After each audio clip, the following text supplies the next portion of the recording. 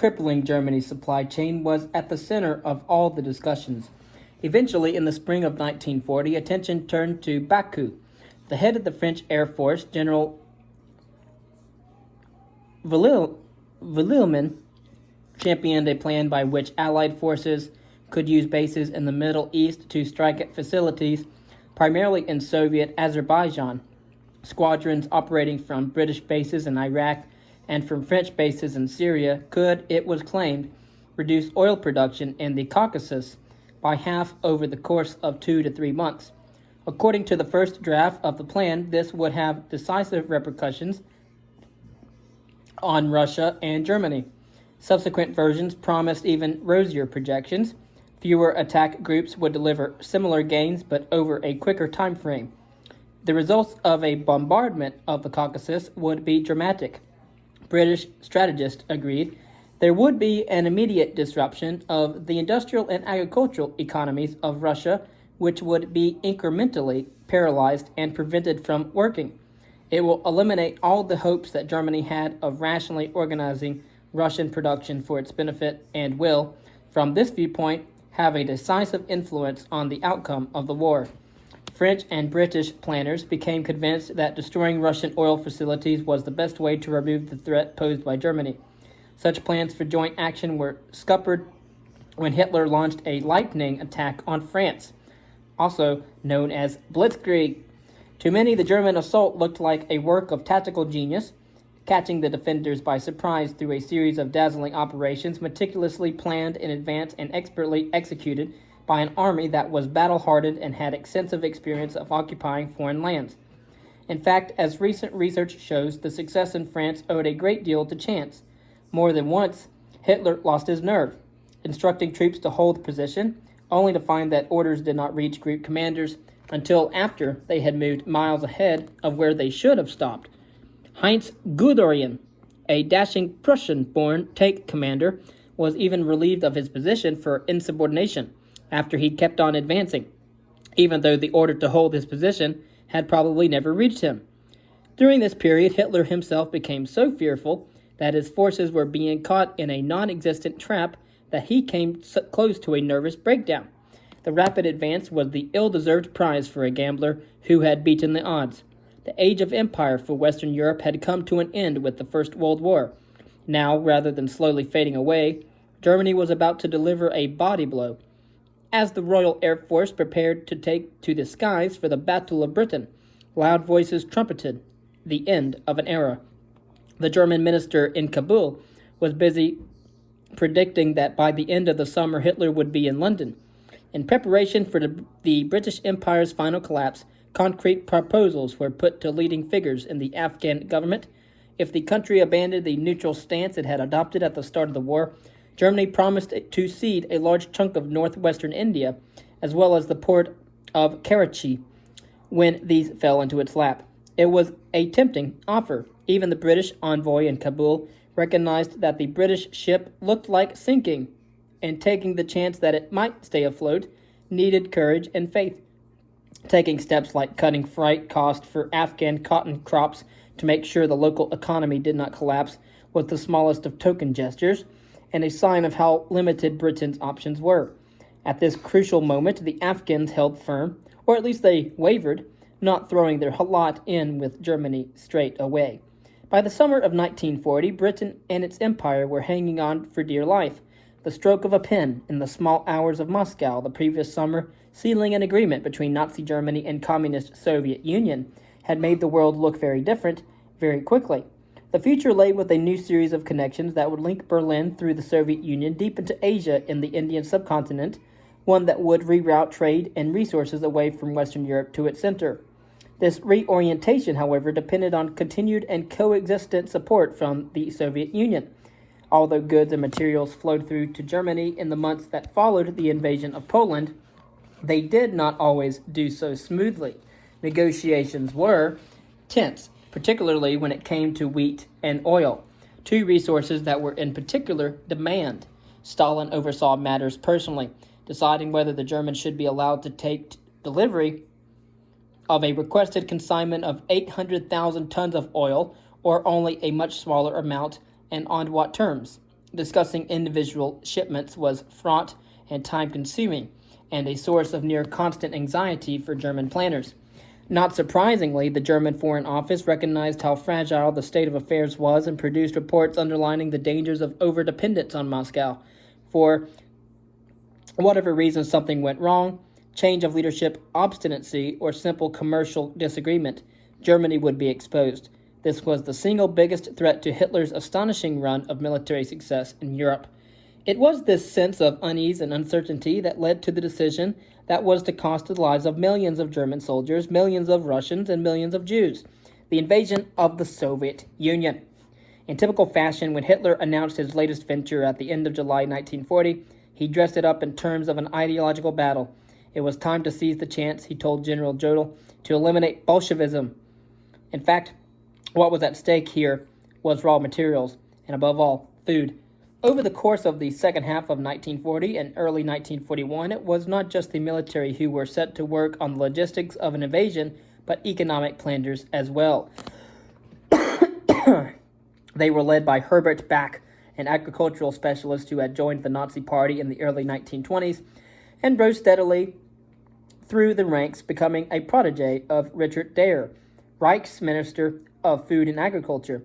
Back's slavish devotion to the Nazi cause, coupled with his expertise in farming, led to his becoming increasingly influential in the reforms of the 1930s that regulated prices and set limits on both import and export markets.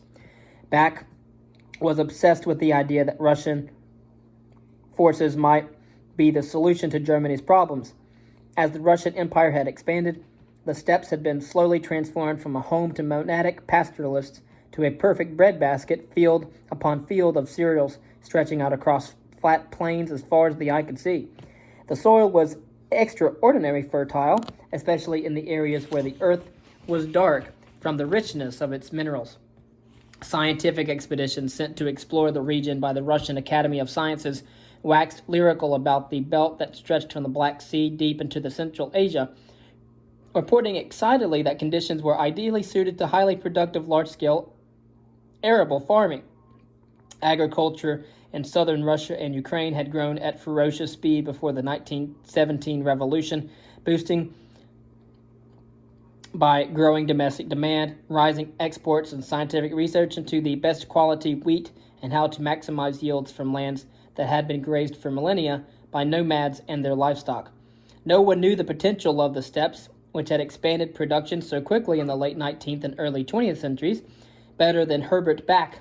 His area of expertise and the topic of his doctoral dissertation was Russian grain. A small, wiry man who wore glasses and dressed smartly, Back led teams that produced successive drafts of what the aims and objectives of an invasion should be. As he stressed to Hitler, Ukraine was the key. Control of the rich agricultural plains that ran across the north of the Black Sea and on past the Caspian would liberate us from every economic pressure. Germany would be invincible if it could take the parts of the Soviet Union that held immense riches. Of course, these, as you know, would be wheat and oil. Of course, gone would be the dependence on the USSR's goodwill and its whimsical leadership. The effects of the British blockade on the Mediterranean and the North Sea would be massively reduced. This was the chance to provide Germany with access to all the resources that it needed. And this is exactly how Hitler came to talk about what was at stake after the attack eventually got underway in the summer of 1941. As German troops moved east with astonishing speed in the first days of the invasion, the Führer could barely contain his excitement. Germany would never leave these newly conquered lands, he asserted gleefully. They would become our India, our very own Garden of Eden. Joseph Goebbels, Reichsminister of Propaganda, also had little doubt that the attack was all about resources, especially wheat and grain. In an article written in 1942, he declared in his characteristic deadpan and callous manner that the war had been started for grain and bread, for a well-stocked breakfast, lunch, and dinner table. This and nothing more was Germany's war aim, and went on the capture of the vast fields of the East which sway with golden wheat enough, more than enough, to nourish our people and all of Europe. There was an urgent reality behind comments like these, for Germany found itself running increasingly short of food and supplies, with shipments of Soviet grain failing to reduce chronic problems of supply. In February of 1941, for example, German radio was broadcasting that there were food shortages across Europe as a result of trade blockades by the British that had previously been described as nothing less than mental derangement or dementia Britannica, as announcers referred to it. By the summer of 1941, Goebbels was recording in his diary that shops in Berlin had bare shelves. Finding vegetables for sale was a rarity. This caused unstable prices and fueled a thriving black market, which increased the anxieties of a population that, while not yet restless, was starting to ask precisely what the benefits of German expansion had been, a development which made Hitler's propaganda chief decidedly nervous. As one local official put it, the overworked and exhausted men and women in this part of Germany do not see why the war must be carried on still further into Asia and Africa. Happier days were now a distant memory. The solution had been provided by Black and his cohort of analysts. Back himself had been at pains to note the deteriorating food situation within Germany in his annual report on supplies at the end of 1940. Indeed, in a meeting held by the state secretaries in January of 1941 with Hermann Göring in his capacity as coordinator of a 4-year plan, he had gone so far as to warn that it would not be long before meat would have to be rationed, a step that had been repeatedly vetoed for fear of losing support not just for the war, but for the Nazis. Back's proposal was radical. While the Soviet Union was vast and varied in terms of geography and climate, it could be divided by a crude line. To the south, covering Ukraine, southern Russia, and the Caucasus, were fields and resources that formed a surplus zone. To the north, that is central and northern Russia, Belarus, and the Baltics, there was a deficit zone. As Back saw it, those on one side of the line produced food, those on the other side just consumed it. The answer to Germany's problems was to concentrate on taking the former, the southern part of Russia and Ukraine, and to ignore the latter, the Balkans and the north. So the surplus zone would be captured, its produce diverted to Germany. The deficit zone was to be cut off. If and how it survived was of little concern. Its loss was to be Germany's gain. The reality of what this meant was spelt out at a meeting that took place in Berlin just weeks before the launch of Operation Barbarossa, the code name given to the invasion of the Soviet Union. On the 2nd of May, planners discussed the priorities and expected results of the attack. The German armies should strip what they could from the land to feed themselves as the advance progressed. The promised land was expected to start producing from the outset. The Wehrmacht was to be supplied from Russia from one moment German soldiers crossed the frontier. The effect on those living in the deficit zone was also noted at the meeting. They were to be cut off at a stroke. In one of the most chilling documents in history, the minutes simply state, as a result, X million people will doubtlessly starve, if that which is necessary for us is extracted from the land. These deaths were the price to pay for Germany being able to feed itself. These millions were collateral damage, necessary victims for German success and survival. The meeting went on to consider other logistical matters to ensure things went smoothly. The main arteries that linked the agricultural plains to the transport infrastructure were to be secured to enable materials to be shipped back to Germany. Careful consideration was given to what the agricultural leaders who would supervise collection of the harvest and future planting should wear, grayish-silver arm stripes on their civilian clothing. As one leading scholar puts it, the meeting was a case of the mundane being mixed with the murderous. In the 3 weeks that followed, a concerted effort was made to quantify the numbers of likely casualties, to put a value to the X million whose deaths were forecast in the deficit zone. On the 23rd of May, a 20-page report was issued that was essentially an updated form of the conclusions that had already been reached. The surplus region of the Soviet Union was to be detached, its grain and other agricultural produce gathered and diverted to Germany. As discussed at the previous meeting in Berlin, the local population would suffer the consequences. These were now spelt out with the previous open estimate of likely deaths given definition.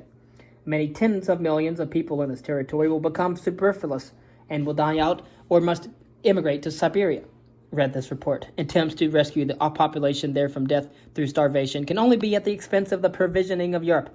They prevent the possibility of Germany holding out until the end of the war. The attack did not just concern victory in the war, it was a literally matter of life and death. Although a list of attendees at the 2nd of May meeting does not survive, Back's fingerprints are all over the agenda and the conclusions. He was highly regarded by Hitler, more so than the senior to him, and as Back's wife wrote in her diary, the German leader sought his advice above all others during briefings to plan the invasion. Then there was the revised introduction to his dissertation that was finally published in the summer of 1941. Russia had failed to use its resources properly, he wrote. If Germany seized them, it would surely use them more efficiently. But most telling of all was a short note he wrote on the 1st of June of 1941, 3 weeks before the invasion. The Russians, he wrote, needed no sympathy for what they were about to experience. The Russian has already endured poverty, hunger, and frugality for centuries. So do not attempt to apply the German standard of living as your yardstick and to alter the Russian way of life. The Russian stomach, he went on, is stretchable. Pity for those who are to starve, therefore, would be misplaced. The clarity of his thought impressed others, as Goebbels observed in his diary, while preparations for the attack of the USSR gathered pace. Back, he wrote, dominates his department in a masterly manner. With him, everything that is possible to get done, gets done. The momentous of what lay ahead was not lost on those involved. There would be food shortages in the winter of 1941, Goebbels predicted in his diary. To sever that, other famines will look insignificant by comparison. That is not our problem, he added, with the obvious inference that it would be Russians and not Germans who would suffer. Assuming that the Germans were listening as carefully to Soviet radio broadcasts as the British were, Goebbels would have taken heart from the news less than 3 days before the invasion began that in central Russia, the fields look like green carpets. In the southeast, the wheat is ripening. The harvest was just starting, and it looked like a bumper crop. As preparations for the attack reached their final stages, the rank and file of the army, as well as the senior officers, had what was at stake seared into their minds. According to Franz Halder, a Bavarian career soldier who had risen inexorably through the ranks of the Wehrmacht, Hitler was a typically forthright and categorical man. This, a fight to the finish, he told his generals in March of 1941. Force must be used in Russia in its most brutal form. This was to be a war of extermination. Troop commanders must know the issue at stake. As far as the Soviet Union is concerned, severity today means lenience in the future. This was all set out more fully in May of 1941, by which time official guidelines for the behavior of troops in Russia had been prepared and were being circulated to those taking part in the invasion. These listed the threats that were to be expected from agitators, partisans, saboteurs, the Jews, making clear to German soldiers that they were to trust no one and to show no mercy. Orders were also issued describing how the conquered territories were to be controlled. Collective punishment was to be used in the event of insurrection or resistance. Those suspected of working against German interests were to be tried on the spot and shot if found guilty, regardless of whether they were soldiers or civilians. And finally, a series of directives was issued, among them the so-called Commissar Order, that gave graphic warnings of what to expect. The enemy would be likely to behave in a manner that contravened the principles of international law and humanity. Commissars, shorthand for the Soviet political elite, fought in ways that could only be described as barbaric and Asiatic. They were to be shown no mercy.